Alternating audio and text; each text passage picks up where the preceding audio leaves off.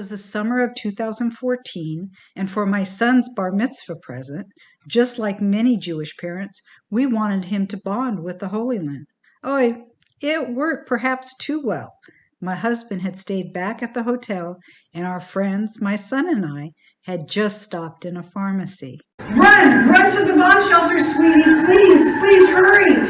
I didn't hear the sirens at first, but the Israelis did. They're used to hearing these things.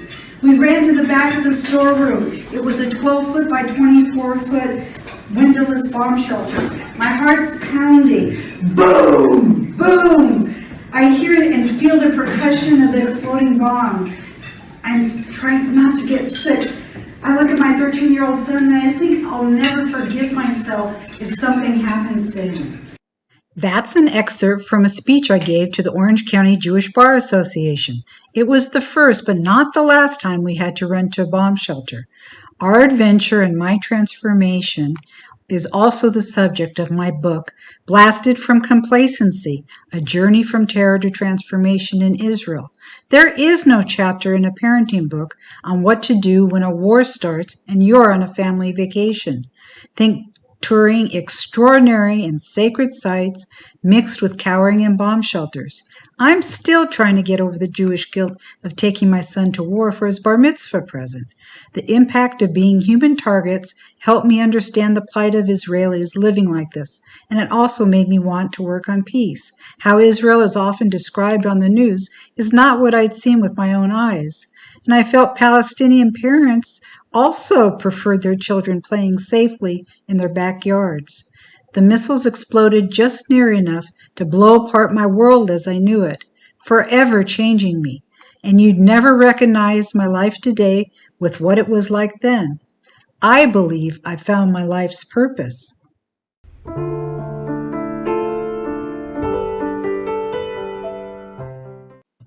Welcome to Peace with Penny Season 4.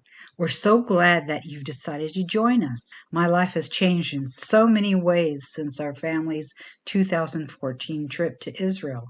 I began to write and develop my website, www.pennyst.com, wrote my book, Blasted from Complacency, A Journey from Terror to Transformation in Israel, became a speaker, and now I'm the founder of Peace with Penny. And I have the privilege of speaking to amazing people who work on peace, mostly between Israelis and Palestinians. I definitely say that I was blasted from complacency.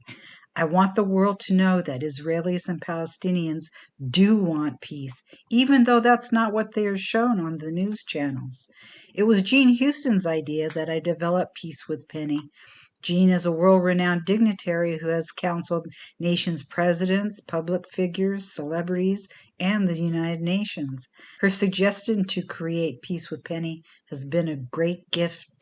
For me, I work daily on what I love and care about, peace. And the world needs to know about these angels on earth who work together so that their children someday can play safely in their backyards. Peace is hard work. You must be willing to listen respectfully and remain open to further discussion, even if what you're hearing is in opposition to what you've experienced or believe. You look for commonality and work for mutually shared desires. So let's get started. Peace with Penny is opening with the first episodes discussing a terrific peace organization called Hands of Peace. Hands of Peace has been working with Israeli, Palestinian, and American youth for 20 years.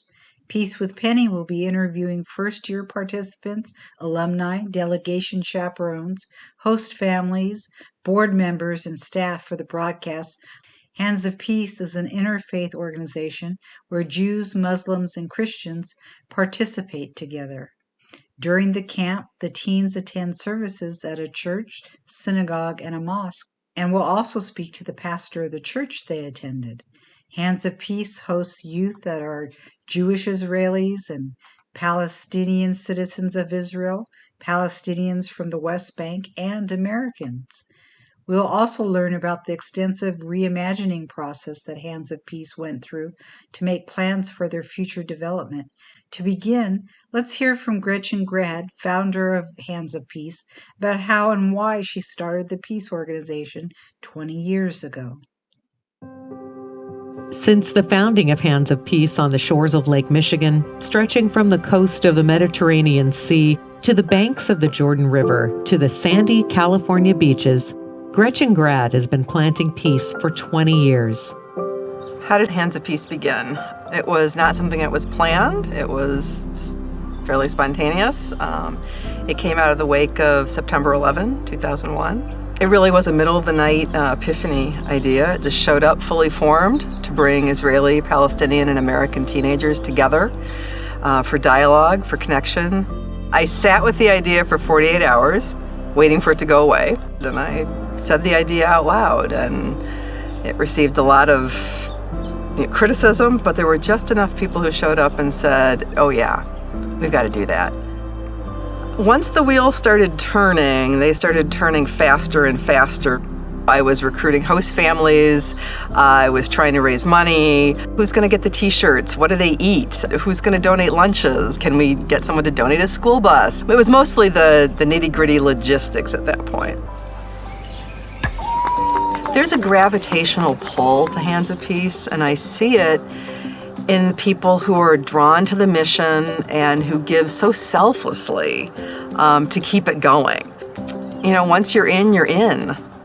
Because we are an in-person, program, that's what we do. We bring people together face to face. And yet, here we are 2 years later, I think even stronger as an organization than we were going into COVID. All thanks to our staff and our board who have just ended a deep dive into a reimagining of how we could be a better organization. And lo and behold, here we are. We are raring to go. Hands of Peace has evolved in a number of ways, but in a lot of ways, at its core, we're still doing what we set out to do that very first year with the red t-shirts. We are bringing together young people who are hungry to learn about others and the world and who want to have the skills to figure out how to raise their voice in the world. How do you measure success? It's a great question. If you're an organization that says you're for fostering peace and you're specifically focusing on Israelis and Palestinians, it would be fair to say, the conflict doesn't seem like it's been solved in the last 20 years. In fact, if anything, it seems worse, and I would not disagree with that. I think we need to use a different metric. How are we impacting the people who go through the program, and what do they do with that experience? We have more than 700 alumni, and they are now scattered around the world, incorporating the lessons that they learned, the experiences they had at Hands of Peace in ways big and small. Peacemaking is an overwhelming challenge and concept, but each person contributes to getting closer and closer to that goal. 20 years, wow, it's almost a generation. When I see the incredible people that I get to call friends and that I feel connected to, and issues that I am aware of and want to be involved in. It's like Dorothy stepping into Oz, like your world goes from black and white to color. It's like, wow, I could never have imagined this would be where my life was taking me, but thank God it did. It's amazing.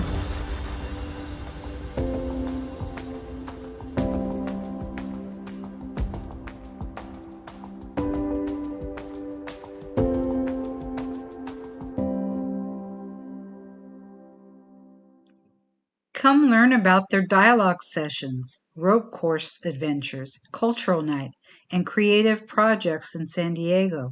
They even take a trip to the United States and Mexico border.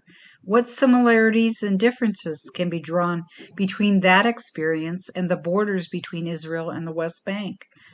Host families often adopt their wards forevermore into their family.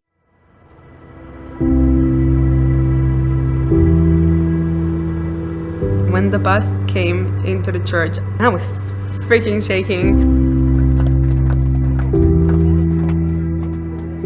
I didn't really want to open my heart to people that I don't know. I didn't know whether I should shake their hand or hug them. Now this is real. This is it.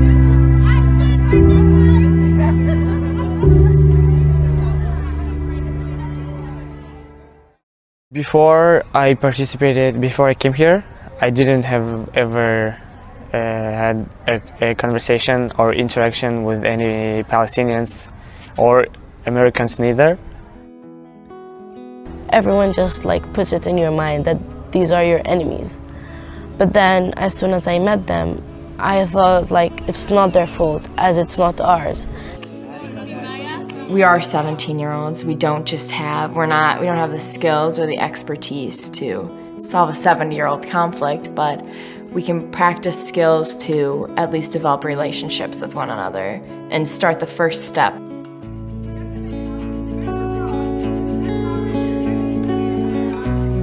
Peace can't happen without having the first interaction with the other side and with each other. Dialogue was the most precious journey out of the whole program. So first there needs to be the development of trust, because you're telling like really personal and intimate stories. You may get nervous, you may get angry, and sometimes it will be emotional. You might start crying. In the dialogues, now I feel it's the most safe place that I could have ever find in my life. When you grow up in an environment that all you learn is your side and your troubles or your successes, hearing something from the other side is A, really surprising, but B, it opens your mind.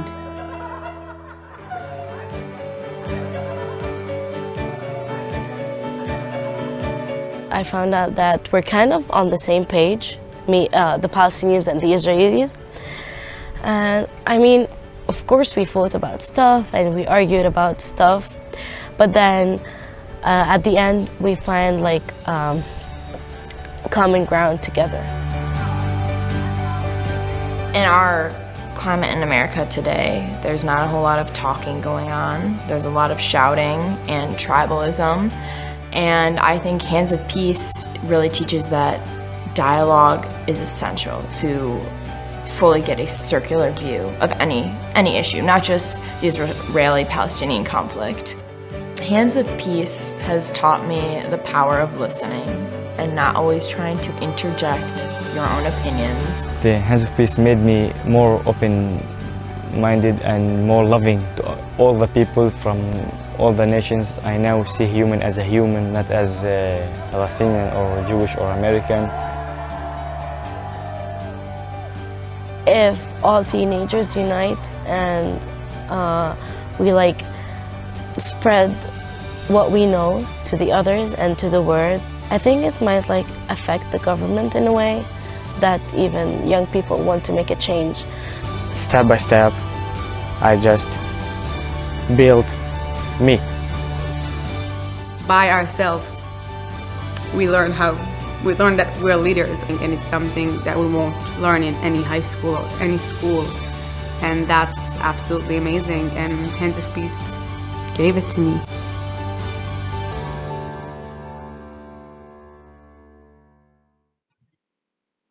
In part one, we'll be speaking with two Hands of Peace board members, Kim Landy and Robert Gelb, who are also host family parents. So let's begin by introducing them. Kim Landy is a board member for Hands of Peace and a marketing and strategic planning professional whose involvement in peace building started with her two daughters' involvement in the organization. Both daughters are Hands of Peace alumni, and their family has hosted 7 young women from Israel, Palestine, and Brooklyn during the Hands of Peace summer program. Kim served as co-chair of the Hands of Peace reimagining process. Through that year-long strategic initiative, Hands of Peace reoriented its programs to a dialogue, education, action model to empower youth as leaders. Besides raising 2 daughters, she is married to Scott, and another area where she applies her creativity to is as an artist, and she guides intentional creativity workshops utilizing art making to find peace from the inside out. Amen. Robert Gelb, who likes to be called Rob, is both a board member of Hands of Peace and has participated as a host family. In his professional career, he is an orthopedic surgeon and specializes in hand surgery for over 40 years. He is board certified by the American Board of Orthopedic Surgery and the National Board of Medical Examiners as a licensed medical examiner. Well, Rob, coincidentally, the teens participating in Hands of Peace are called Hands. Did that have anything to do with your attraction to helping with the program? No, but it didn't hurt. How would you describe Hands of Peace? Hands of Peace is an organization that the sum of its parts are a group of a community taking young people who are vibrant and intellectually stimulated and putting them in an environment where they are faced with people of very differing opinions and people who have different stereotypes, and for the first time learning to interact and learning to hear and have a dialogue with people who have different points of view and be able to digest it and integrate it into their lives and use it and become young leaders to bring about positive peace. That is peace which will continue in the future and make change to bring the world to a better place. To try to look at ways that we can give them skills to take back with them to their communities to utilize in their real lives and make the changes that they need. And, you know, there are now about 750 alumni of the program. Yeah. Who have gone on to become professionals and physicians and lawyers and other aspects of and other professions. And they have said that this is one of the greatest influences that ever happened to them, and that they utilize the skills that they learned in this short period of time in their lives presently. Yeah, I'm going to have the honor to interview some alumni. But one of the things that's really amazing to me is that the kids, when they speak to each other and tell their stories, they get a certain sense of validation that what they feel is worthwhile and that it's their narrative and it's not right or wrong. And they're able to listen and hear another narrative and integrate that into their lives and see a commonality and a affinity for someone else is not very much different than they are and has the same desires and aspirations in life, which is very enlightening to everybody. Great. Yeah, it's always amazed me how Israelis and Palestinians live right next to each other, but they don't socialize. It's amazing how just being able to speak to one another, the impact it has, and it really proves to them that they're raised with all of these assumptions about one another, and even at times told that, for instance, some Palestinians are raised that even in their textbooks that Jews aren't human. So it's a shock. Kim, can you talk a little bit about how it started with 9/11 and the Israeli-Palestinian conflict? Sure. Hands of Peace was started by Gretchen Grad just after 9/11, and she really felt this calling to bring young people together from the Israeli and Palestinian sides to come to Chicago. This was 20 years ago. To have a dialogue and peace building program. And whatever happened, there was some magic there. They pulled together a group of young people and they pulled together host families to host these young people in this Chicago community of Glenview. And they built a dialogue program. And that program has been continuing. What made you want to work on peace? So honestly, it was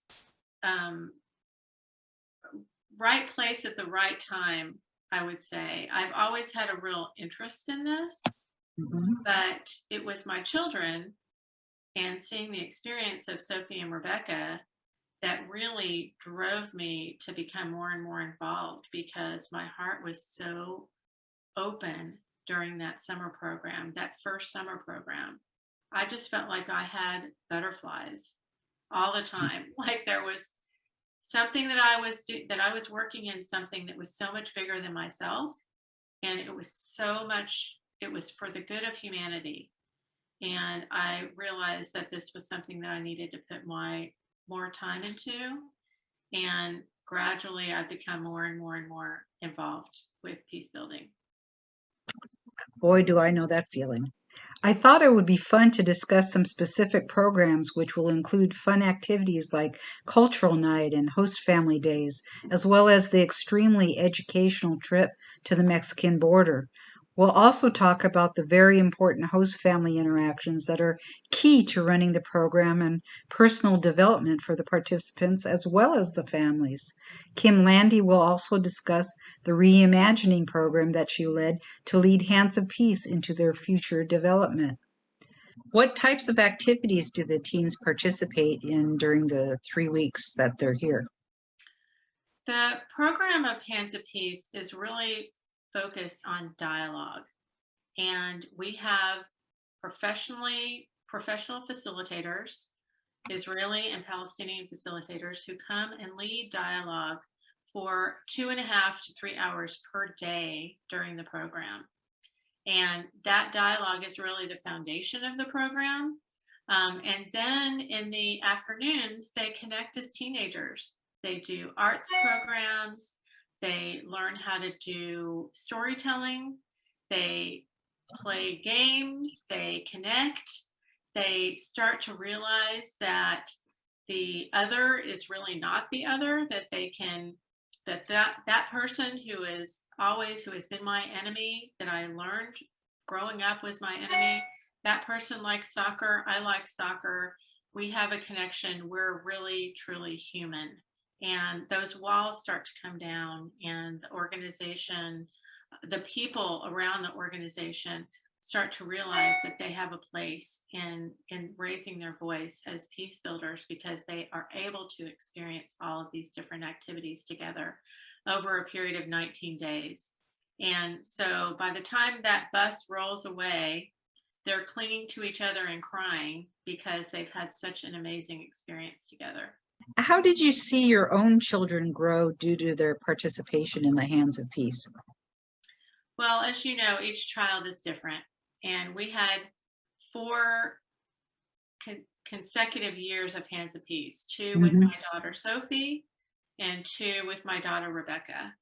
And Sophie and Rebecca are very different people. And for Sophie, she started off being very quiet in the dialogue and really taking in what this meant. She felt like she didn't have a part in the Israeli-Palestinian conflict, and therefore she couldn't actually speak up. And that was about 2/3 of the way through the program. She had a really wonderful host sister. Her name is Sadah, and she is Druze. And Sadah sat down with Sophie and said, I know you have some things to say about this program. I know that you have a lot of really good thoughts in your head. I watch you and I can tell in dialogue that you have some things to say. And they sat and talked for hours about the conflict in the room with the door shut. And after that long, long conversation, Sophie found her voice. And she started speaking in that dialogue in a way. She had a very interesting perspective, and a perspective that the people in the youth in that group really wanted to hear. And once she did, I really do think it profoundly changed her. I think it changed her to be able to raise her voice in many different situations. And my daughter Rebecca is a theater kid, already very comfortable speaking her mind and her truth. And for her, it just made her realize how important it is to really listen, and how important it is to see the other. And with both of them, I saw such profound changes in them. And sort of as a mom, of course, you're going along with them. You're just being carried along with their experience. And I felt such a profound connection to what they were going through, and so grateful that I could do that. Did I answer that right? It was beautiful. Actually, I have tears in my eyes. So, okay. As a parent, how could you want anything more? I mean, for your kids to learn such profound lessons and to help them grow. I mean, it's beautiful. The space where they hold dialogue is very well protected. I know I certainly wanted to be a fly on the wall, but I was not allowed to be that. And outside participation you're not allowed, and meaning that no other people other than the teens and the facilitators are allowed to observe, as I understand it. And can you talk about why that's so important with the teens? The dialogue that Hands of Peace does is over a period of 19 days. And it is a process that is truly, it goes through many different levels of change. And it starts with trust. Mm-hmm. And that trust is built by feeling like that you have an incredibly safe space where you can say anything and you will be heard. And it doesn't mean that everyone is going to agree with you in the room. Mm-hmm. It doesn't mean that what you say isn't going to cause a reaction and they might get really mad. Mm-hmm. But that trust building only comes because you know that you are in a safe space that will not be shared with anyone else in the room. And that is why Hands of Peace is the dialogue process is so sacred. And as you can imagine, when you go through a dialogue over these 19 days, the dialogue changes and shifts and grows. And it starts off with the process of really, usually the youth just being able to come because they want to say what they want to say that's on their mind. Okay, so there's two different groups, but basically it's a group of kids, not one-on-one. Right. It's a group of kids. Okay. Yeah. I don't know that I even fully answered your question, that why it's such a sacred space. Be my guest. Okay. So you start with trust and trust Mm-hmm. building and developing norms. And those norms are that nothing within that dialogue space goes out of that dialogue space. Mm-hmm. And that you have respect for the other side, that you are willing to stop and listen one person at a time kind of conversations. And then beyond that, there is a process that takes place over those 19 days. And that process really is a growth process for them to realize that they not only have something to say, but they have something to hear. And that there is a way that they can perhaps see that the other side or the other has commonalities. They start to see what they have in common, and the walls that they may have had because of what society has given them as their title, Palestinian, Israeli, American, those walls melt away, and they start to realize that they're human, that they have that they have so much in common and so much more in common than they do differences. And that's the value of dialogue over this process of 19 days. Yeah, I've noted that in all the peace organizations I speak to, certainly listening becomes at least as important as being able to talk. And also, it's really sad that it takes this for all of us to realize we're all human. You know, the communities, particularly, we're talking a lot about the Israeli and Palestinian communities, in their lack of interactions usually with one another socially, and the conflict just creates all of these visions of them, each other, that are so distorted in a very painful, ugly way. And when they actually get to meet each other, and as you say, realize that each is just human and has similar things they're interested in at times. And it's really sad that we've come to this in our societies, but really great that you provide this platform for everyone, and the American kids also learning about it. You've hosted teens a number of times, and where all did they come from? And we have hosted, well, let's see, we've hosted one Palestinian citizen of Israel who she actually was Druze and made a decision that she didn't necessarily align with that group. She wanted to be more with the Jewish Israeli group, which was very interesting. Then we hosted a young woman from Brooklyn. We hosted a young woman who is Israeli, 2 Israelis, and 3 Palestinians. And this year we hosted 2 Palestinian young women. Did anything surprise you about the teens that you hosted? One of them was from a more conservative family and was exploring really her identity in the biggest way throughout this program. And we had very deep and profound talks about that. And the other one had more international experience, and had a host family in another place in the United States for a year.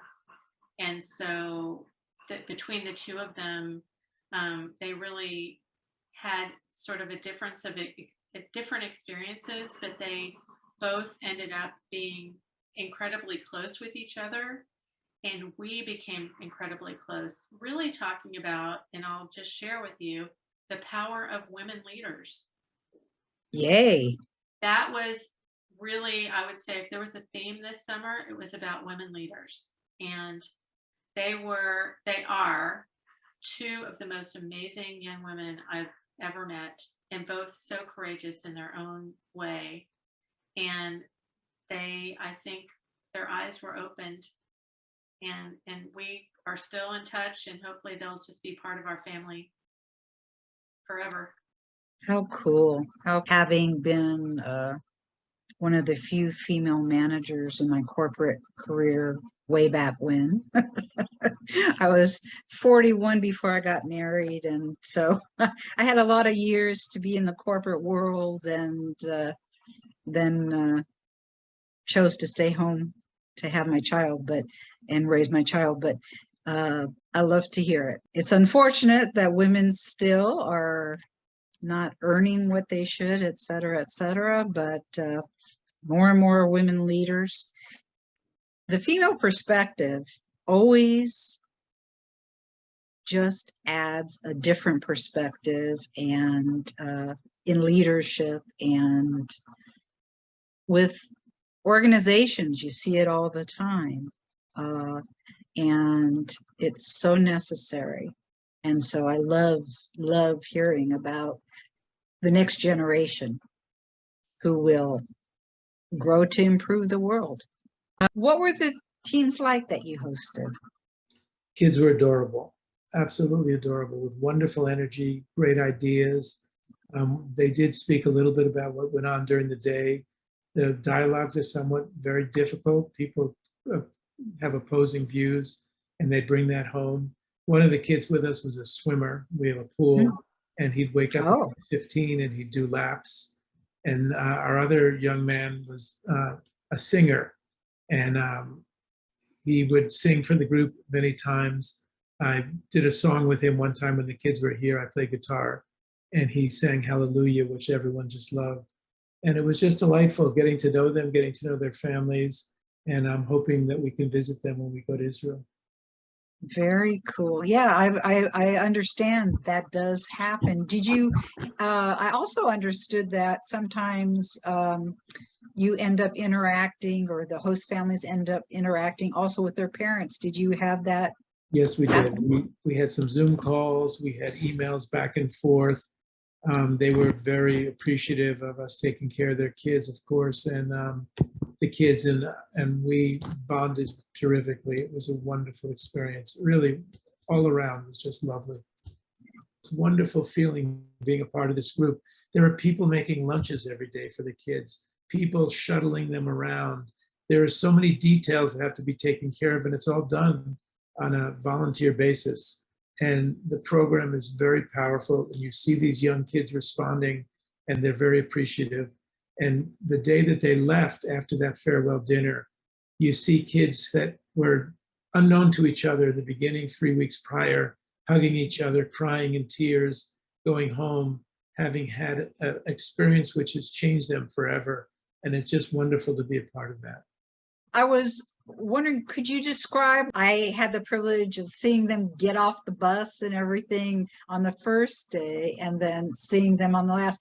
Can you describe any of the changes in them between how they first acted, reacted to the ending? So as I was alluding to, when they come in, they're tired. They've been traveling for 16 hours. They get off the bus and they're in 4 different delegations: the American delegation, Palestinian, Israeli, Palestinian, and Israeli. And they all go into their respective groups and they huddle around and they don't know each other. Shortly after the dialogues begin, there are a number of activities which are team building. And they first, before they even have dialogues, they just get to know each other and find out things about each other and tell stories and gain confidence. And once they feel that there's a free space and a space where they can feel safe, they then continue to integrate and learn more about each other and tell their stories in a focused way with facilitators. By mid portion of the program, you start to see them making friendships, getting together with each other in the nighttime. And then by the end of the program, there's this just great bonding. And it's like kids who have made friendships that will last forever. It's a beautiful thing to see. I remember the 2019 at the last farewell dinner, I went to pick up our kids and I walked into this house and there was this Arabic music blaring, and the Israeli kids and the Arabic kids were up on a table and they were doing this tribal dance that was just, it was amazing to watch and to see their camaraderie. You see it from beginning to end, which is the biggest gift you can imagine. So they step off the bus and they're just nervous and a little bit exhausted. And Yeah, it's a long trip. Yeah, it's a long trip, and they are sort of bewildered and cautious. And you take them into your home, and they gradually open up more and more and more with one another in the program. And sometimes they really are so overwhelmed that they just need to go in their room and shut the door, or they're so angry, or they're pensive because they're things that they're starting to realize and learn that they didn't know before. And then there's something that happens where they start to tell their personal stories. Mhm. And the personal stories become a turning point. And during the personal stories, they all start to realize, wow, you've been through this, I've been through this. You have this, I have this. And it changes so much of what happens in the program.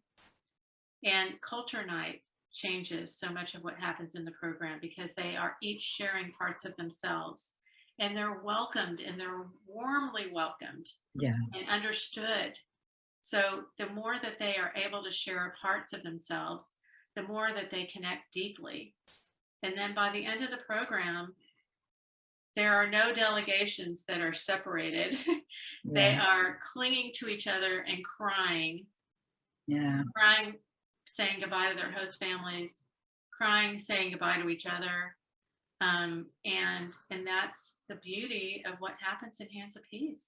And it's very interesting to see what Hands of Peace attracts in terms of the American participants, why they're there. For the Americans, they have so many choices of what they can do with their summer. Right.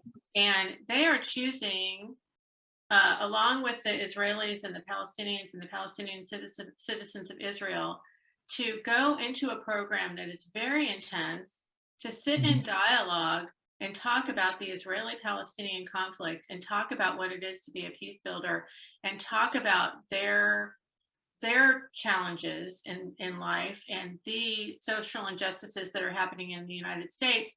It's not an easy thing to step into that dialogue room, and they, I believe, are incredibly courageous to do that kind of work. Most adults would run screaming out of that situation. But when you realize what the power of dialogue is for these youth, it really becomes something that makes you realize how important it is to have dialogue for everyone. I totally agree, particularly with what's going on politically nowadays in the US. In talking to all these various peace organizations, I was just saying, I think we all need some courses in this, even to be able to talk to your own families. Absolutely. Yeah, there's a great organization that I've taken courses through called Essential Partners. And they have free courses you can take. I thought it would be fun to discuss some specific programs which will include fun activities like cultural night and host family days, as well as the extremely educational trip to the Mexican border.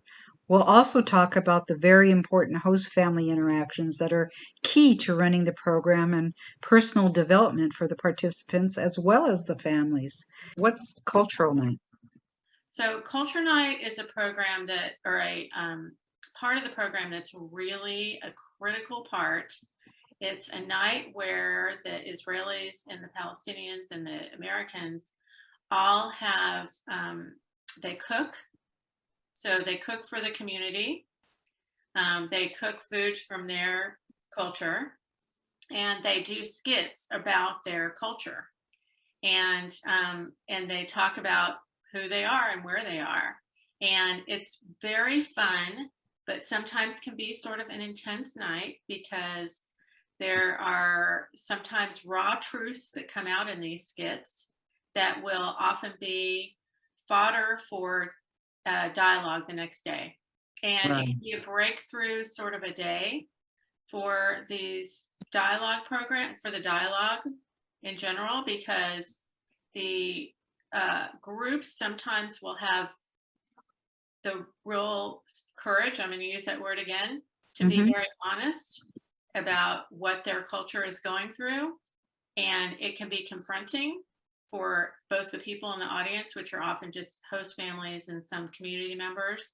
And that can cause them to sort of raise their voices and learn from each other and also be able to talk about it in dialogue the next day. It's really a beautiful thing. How cool. This is part of the fun, but also the most stressful part of the whole thing. Everybody has an hour and a half to cook all their dishes. And so we do this we do this in the Greek church, and they have a big kitchen, and in the kitchen we have people in the room, chefs and helpers and choppers, and everybody's all cooking crazily, and they all dress up. The kids dress up when they do their skits, and they'll in their traditional garb. Sometimes they dance, sometimes they sing, they sometimes do really silly things. What are hosted gatherings? The young people have very intense days, and the hosted gatherings are basically times where they get a chance to connect just as teenagers, and they're hosted by different people in the community. So they're parties where they can go and just release and relax and not do intense things.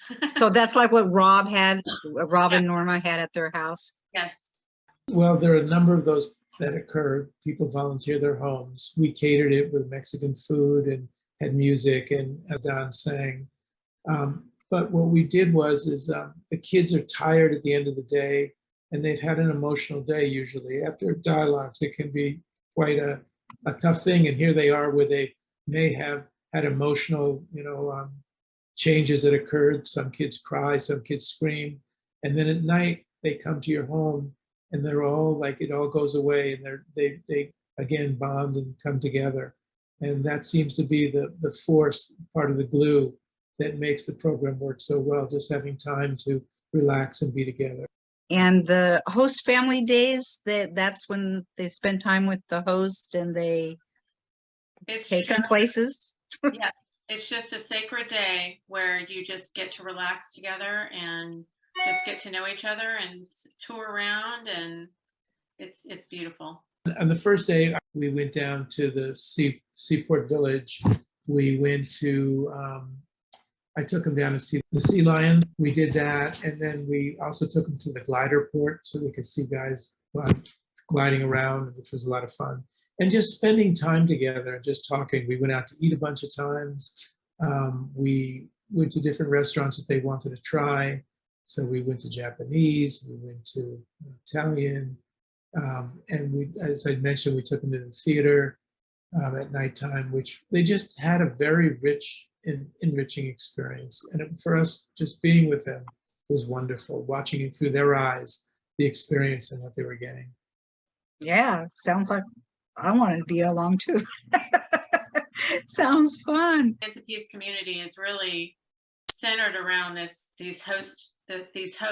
You know, the host parents are hosting these youth for 19 days of their lives. Yeah. Intimately connected, picking them up, driving them, making sure they're fed, Yeah. taking care of them if they're sick. You know, it's literally they become part of your family. Yeah.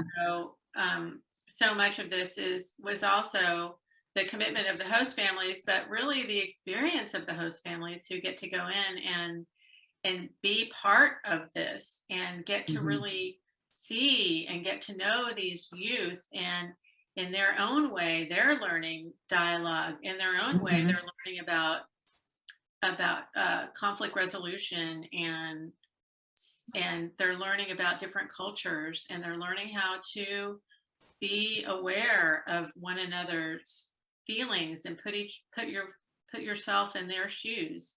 So it's very profound for the host families as well. We actually participated, and we hosted 2 Palestinian kids. We were so moved by that dinner that we got involved. And it was one of the most wonderful experiences, bringing them into our home, learning about them, and watching. This program is much more than just about the kids and about their interactions, which is so important and wonderful to see. But it's also about the community of people who get involved and care about the program and give it an energy that is so invigorating and so wonderful to be a part of.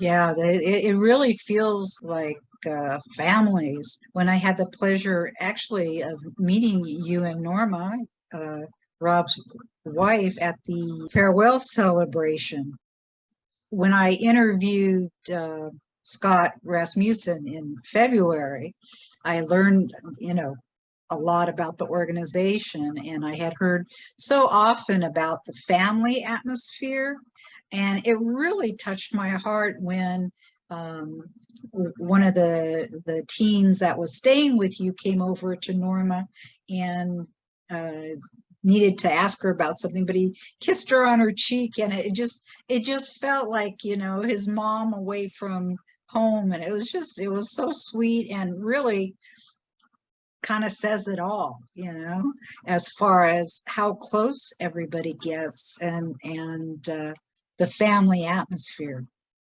It is. It's a really beautiful thing, and I think a huge part of why the organization has been successful, and why somehow the magic always happens every year. It just happens because these host families open their hearts. The kids have this experience because they feel safe, they feel secure, they feel like they can be they're going to be taken care of.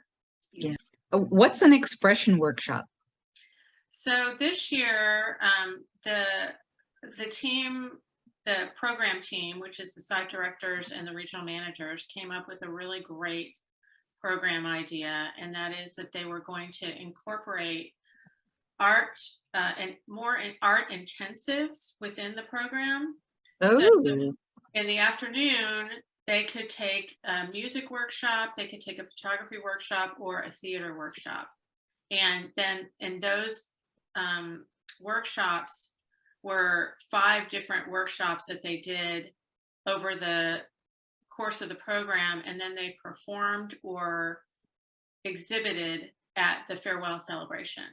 So the musicians that you saw and the singing that you saw at the farewell, that was the result of the music workshop.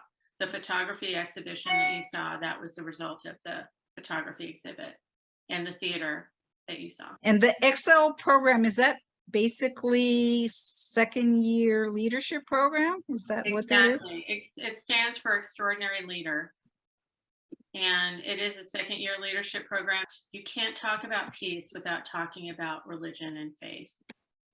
And that faith is a big part of many of the lives of the youth, but they don't often have the opportunity to experience other religions in their communities. So we go to a mosque, we go to a church, and we go to a synagogue. And we have Q&A with a rabbi, an imam, and a pastor, or whoever is in the Christian church, and it's a very profound experience for them. When the kids go to a synagogue and a church and a mosque while they're here, were you able to attend any of those activities? All of them. Every service is eye-opening. It really is. If you can imagine what it's like for these youth who, most of them have not been to other services, like a Jewish participant hasn't been to a mosque, and a Muslim participant very often has not been to a synagogue. And for them to be able to be welcomed into these beautiful faith communities, I think is very eye-opening for all of us. And as host families, we also get to go to these services, and it's very, very interesting and eye-opening to experience that. In your summer camp activities, did you attend any of the interfaith activities? I did. I went to a mosque, I went to the synagogue, I went to the church, and I found that enlightening as well. What was that like? I know the kids often speak when they go there, but what kind of happenings for are instance, there? at the synagogue, the rabbi there, Rabbi Bohm, was just so interesting. At the end of the service, which was kind of geared for the kids, she had a question and answer period, and kids could ask questions about the conflict and about religion and about how it affected her. And they were just very, very beautiful interactions, and her responses were wonderful. Given the importance of interfaith in the teens' interactions and activities, we spoke to Pastor Greg Bostrom of Christ Presbyterian Church in Carlsbad, who has hosted the youth from Hands of Peace at their church. Pastor Greg arrived at Christ Presbyterian Church in December 2014 after serving Wildwood Presbyterian Church in Grays Lake, Illinois for 23 years as co-pastor with his wife, Kathy. Greg grew up in the Midwest, attending high school in Wheaton, Illinois.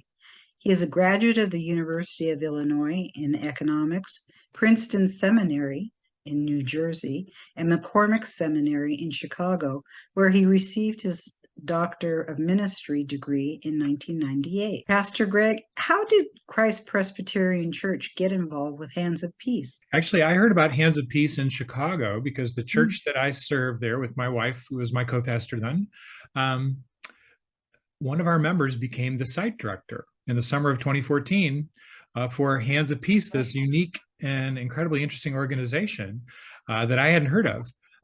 But when she became the site manager, we of course learned all about it, and at that point I was just about to come to Carlsbad and knew that there was a new site for Hands of Peace that had begun in San Diego. So when we arrived here, I wondered, well, where is this? Where is it in San Diego? And to my surprise and delight, found out it's actually Carlsbad.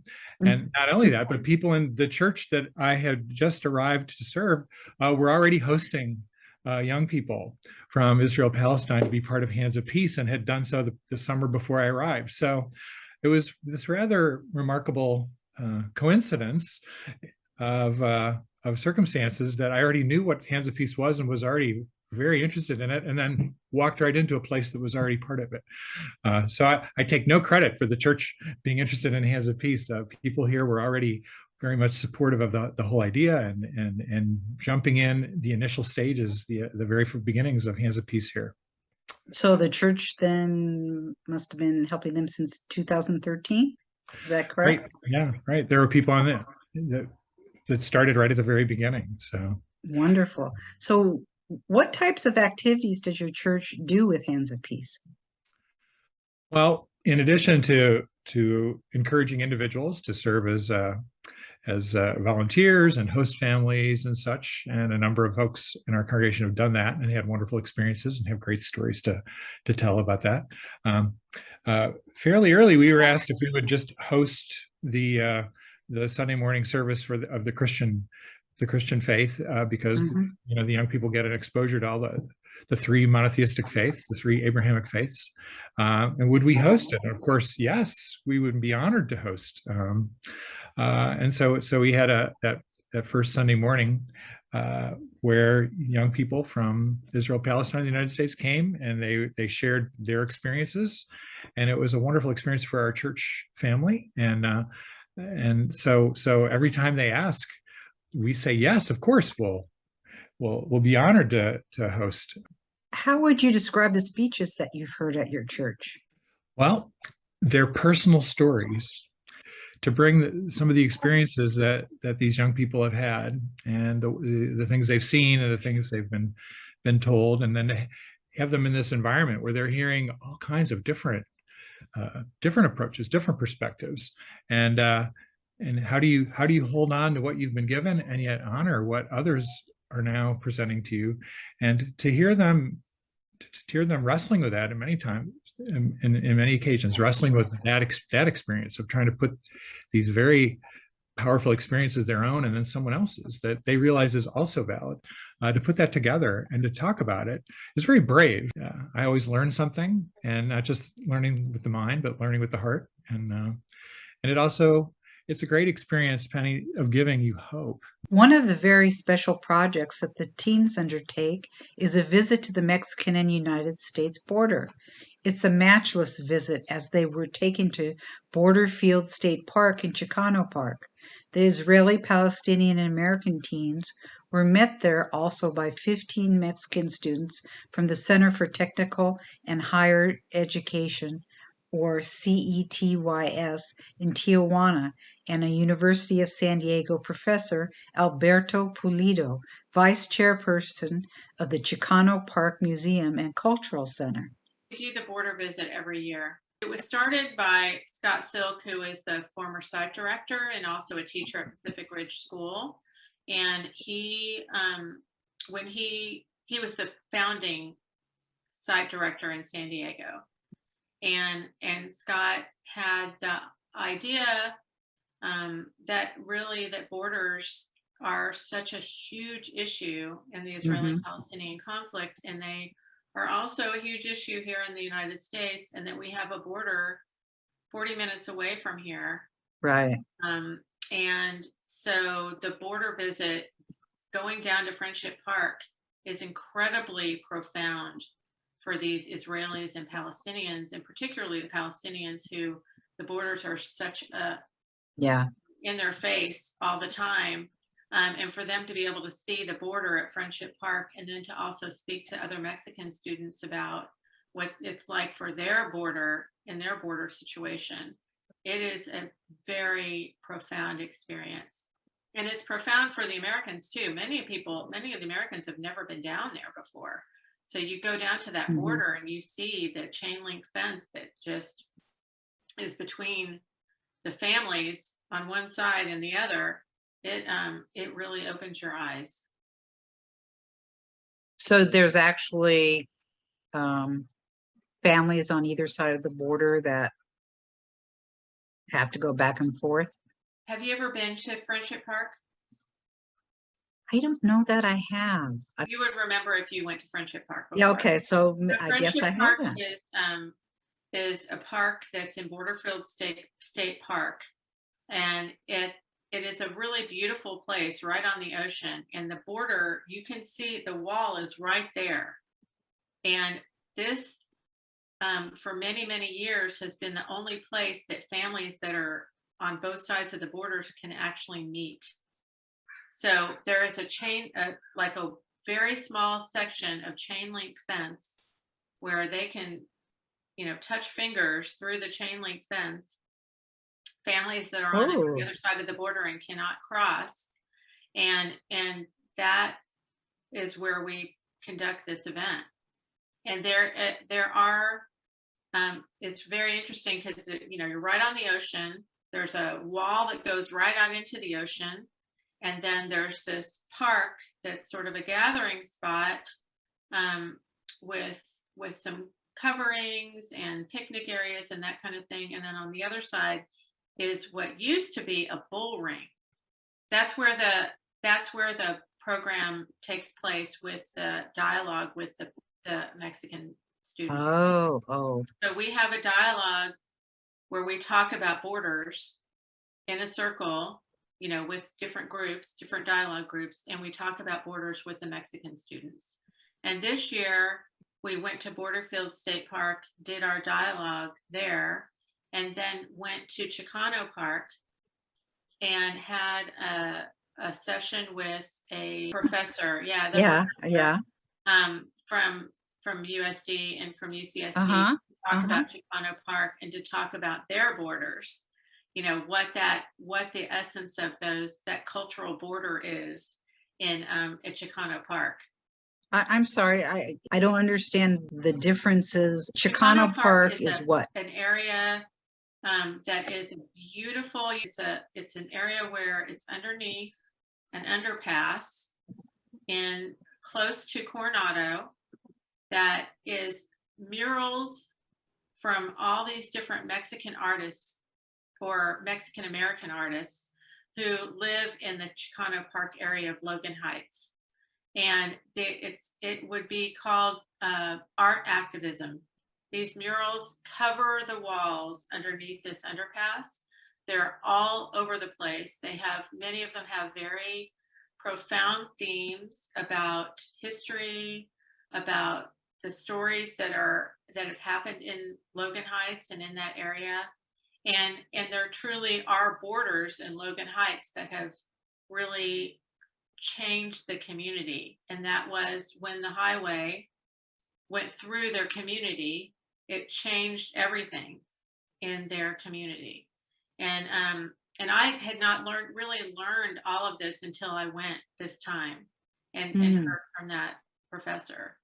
I've been to Chicano Park, which is a beautiful experience. If you're interested in art and activism, you should absolutely go. And I think that he does regular tours.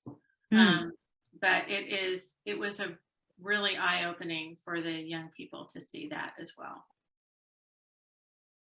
But this time what was unique was, as they were there, the kids advised us that there was someone, they were right at the wall, and there was a woman who was trying to swim around the wall in the river.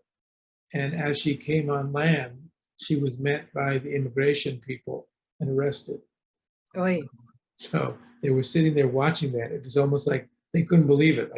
Like, do they do this every Thursday? But what you're saying, I mean, I just love this program. This is so cool. I know during obviously the years that because of COVID, you weren't able to meet, but you met online. And when you were meeting online, were you essentially doing the camp online, or how was it different?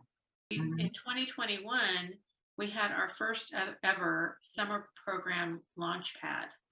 And this was an online program that took place over a number of weeks where we did practice dialogues. And we talked with them about different skills and skill sets that they would need going into the summer program. And so many of those youth that participated in the summer program launchpad were first year hands in the 2022 summer program.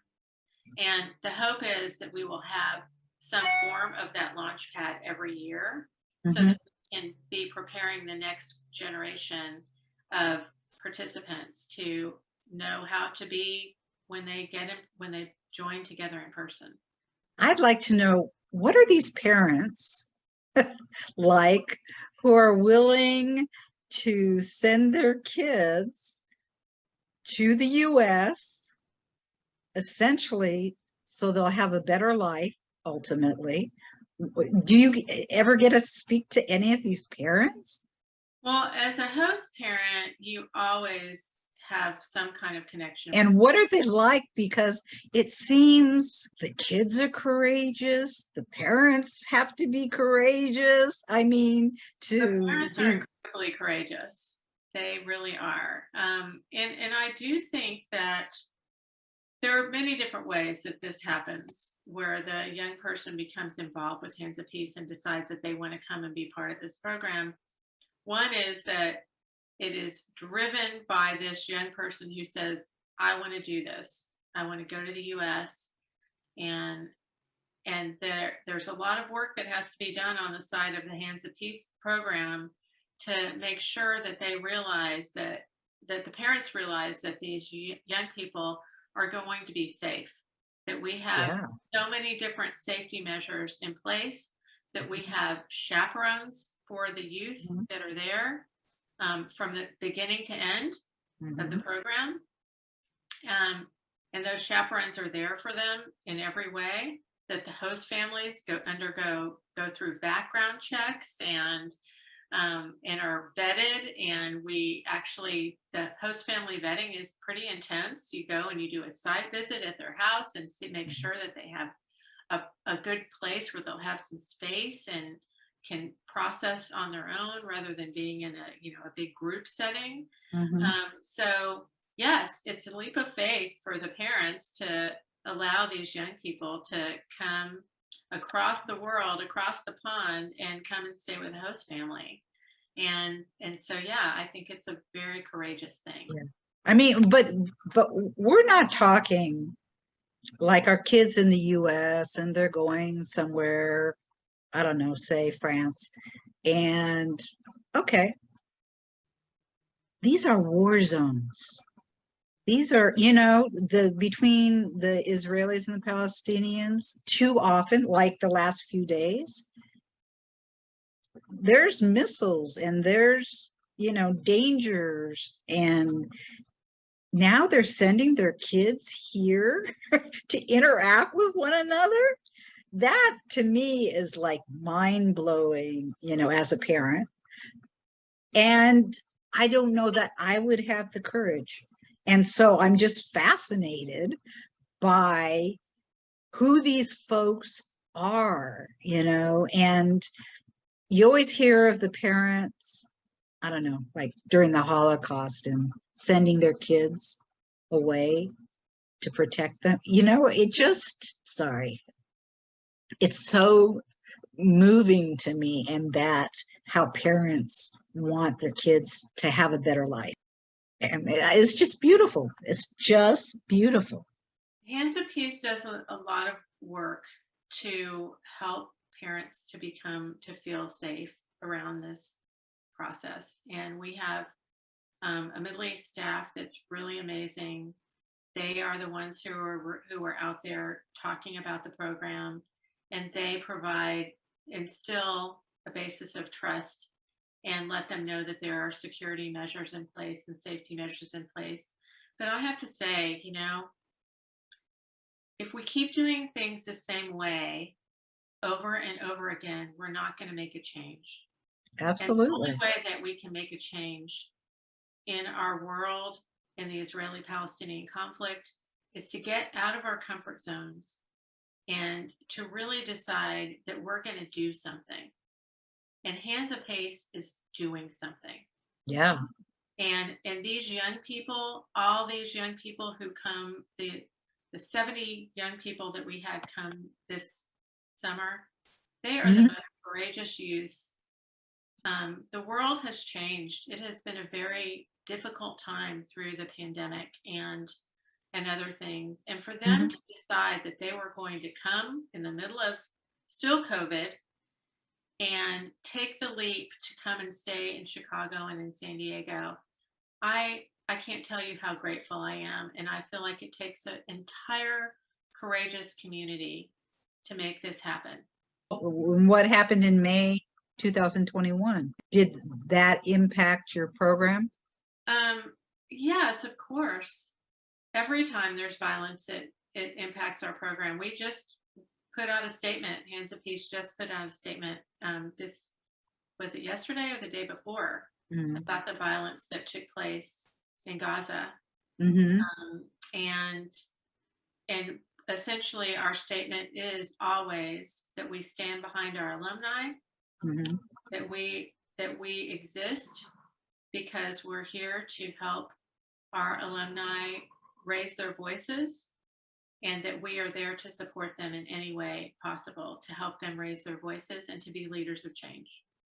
Have you heard from any of the kids that stayed with you Yes. recently? Yes. Yeah. Were they impacted by, I mean, of course they were impacted in general, but anything personally?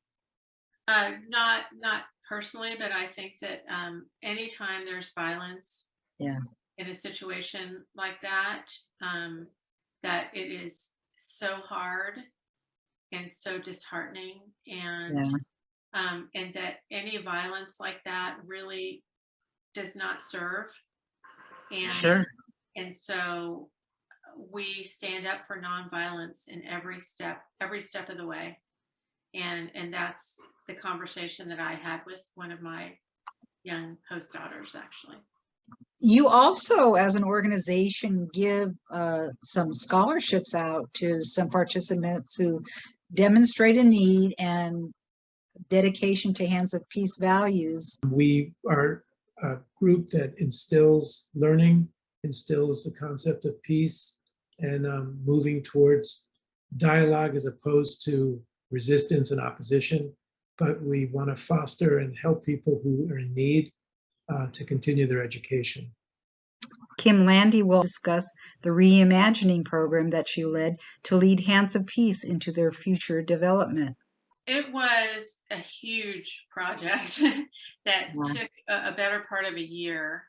And it was a plan that we were going to go through a reimagining process to really look at several different aspects of the organization. And it was a response to the fact that when Hands of Peace was founded after 9/11, that we had certain principles in mind of what the organization was. And at that time, it was much more focused on the Israeli-Palestinian conflict. And the program over the years evolved, of course, but we were so busy just trying to have a program that we didn't have a chance to really step back and look strategically at how we were serving our alumni, and heard that from our alumni and from our staff. And there was a real need for us to step back and listen, that we were going to go through a reimagining process to really look at several different aspects of the organization. Found that the alumni really wanted to have the skills to be able to be activists in their community around anything that they felt passionate about beyond the Israeli-Palestinian conflict. It could be the environment, it could be social justice, it could be women's rights. They felt like that Hands of Peace dialogue program was a starting point for them to be able to be activists in their community in any way.